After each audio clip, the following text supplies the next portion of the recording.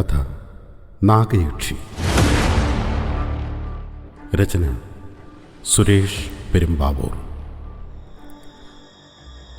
നാഗയക്ഷിക്കാവിലെ കുളക്കടവിൽ കണ്ണാടി തെളിച്ചമുള്ള ജലപ്പരപ്പിന് മുകളിലേക്ക് ശ്വാസമെടുക്കാൻ വന്ന വരാൽ മത്സ്യത്തെ നോക്കി നിൽക്കുമ്പോഴാണ് കൽപ്പടവുകളിൽ ഇറങ്ങി വരുന്ന കാൽച്ചിലമ്പിൻ്റെ കിലുക്കം.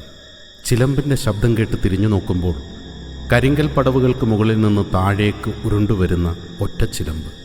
കാവിനുള്ളിൽ എവിടെയോ രാപ്പക്ഷികളുടെ കരച്ചിൽ, മൂങ്ങയുടെ മൂളൽ, കടവാവലുകൾ കരഞ്ഞ് ശബ്ദമുണ്ടാക്കി ചിറകടിച്ചു പറക്കുന്നു.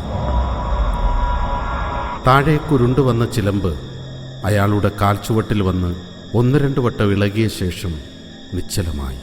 മനസ്സിലിരുന്ന് ആരോ നിർബന്ധിക്കുന്നത് പോലെ തോന്നിയിട്ടാണ് ഇതുവരെ വന്നിട്ടില്ലാത്ത, മുമ്പൊരിക്കൽ പോലും പേര് കേട്ടിട്ടില്ലാത്ത ഈ നാട്ടിലേക്ക് എത്തപ്പെട്ടത്. പക്ഷെ കവലയിൽ ബസ് ഇറങ്ങിയത് മുതൽ ഈ നാട് ചിരപരിചിതമെന്ന പോലെയാണ് തനിക്ക് അനുഭവപ്പെട്ടത്.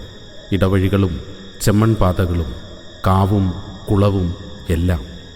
കാവിലേക്കുള്ള വഴിയിൽ തന്നെ പൊതിഞ്ഞ കാറ്റിൻ്റെ ഗന്ധം പോലും തനിക്ക് ഏറെ ഇഷ്ടമുള്ള പരിചയമുള്ള ഗന്ധം.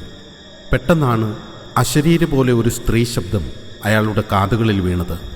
ഉണ്ണി, ഭയപ്പെടേണ്ട. ഈ ചിലമ്പ് കയ്യിലെടുത്ത് മുങ്ങിക്കുളിച്ച് ഈറനോടെ എൻ്റെ അടുത്തേക്ക് വരൂ. ഒരു നിമിഷം എന്ത് ചെയ്യണമെന്നറിയാതെ നിന്ന അയാൾ അശരീരി കേട്ടതുപോലെ തൻ്റെ കാൽച്ചുവട്ടിൽ വന്ന് വീണ ഒറ്റ ചിലമ്പ് കയ്യിലെടുത്തു. ചിലമ്പ് കൈകൊണ്ട് തൊട്ട നിമിഷം വിരൽത്തുമ്പിൽ നിന്ന് സിരകളിലേക്ക് ഉടലാകെ അതീന്ദ്രിയ അനുഭൂതികളുടെ തരംഗ ചലനം. മുങ്ങി നിവർന്ന് കൽപ്പടവിലേക്ക് കയറുമ്പോൾ വീശിയടിച്ച കാറ്റിൽ ഉടലാകെ തണുത്ത് വിറയ്ക്കുന്നുണ്ടായിരുന്നു അയാൾ. കാതുകളിൽ ശംഖനാദം. പടവുകൾ കയറി മുകളിലെത്തുമ്പോൾ ചെമ്പകമരത്തിനടുത്ത് 5 വട്ടങ്ങളുള്ള കൽവിളക്കിലെ എണ്ണപ്പാത്തികളിലും നാഗയക്ഷി വിഗ്രഹത്തിന് മുന്നിലെ ഒറ്റക്കൽ വിളക്കിലും തെളിഞ്ഞു കത്തുന്ന ദീപങ്ങൾ. ഉണ്ണി, ഇനി കണ്ണു തുറന്ന് അടുത്തേക്ക് വരൂ. അപ്പോൾ ഇതുവരെ ഞാൻ കണ്ണുകൾ തുറന്നിരുന്നില്ലേ? അബോധത്തിൻ്റെയോ ഉപബോധത്തിൻ്റെയോ ഇടനാഴിയിൽ നിന്ന് ബോധത്തിൻ്റെ ഒരു തിരിനാളം. കണ്ണുകൾ തുറന്ന് ശബ്ദം കേട്ട ഭാഗത്തേക്ക് നോക്കുമ്പോൾ കോടി ദീപങ്ങളുടെ പ്രഭയിൽ പരുവമരച്ചുവട്ടിലെ നാഗയക്ഷിയുടെ കൽവിഗ്രഹത്തിന് ജീവൻ വെച്ചതുപോലെ കണ്ണുകൾക്ക് വിശ്വസിക്കാനാവാത്ത വിധം, താങ്ങാനാവാത്ത വിധം വെളിച്ചത്തിൻ്റെ പ്രഭയിൽ അയാളുടെ കണ്ണുകൾ നിറഞ്ഞൊഴുകി.